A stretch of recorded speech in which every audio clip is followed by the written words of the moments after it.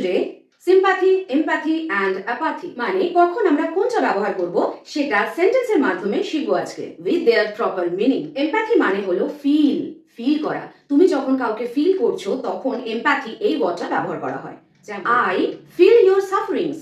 আমি তোমার কষ্টটা অনুভব করছি। এক্ষেত্রে বিষয়টা বোঝানোর জন্য আমরা empathy এই ওয়ার্ডটা ইউজ করি। sympathy means care about মানে তুমি কারোর বিষয় খুবই যত্নশীল। I care about your sufferings মানে আমি তোমার দুঃখগুলো নিয়ে খুবই চিন্তিত বা ভীষণভাবে কেয়ার করি।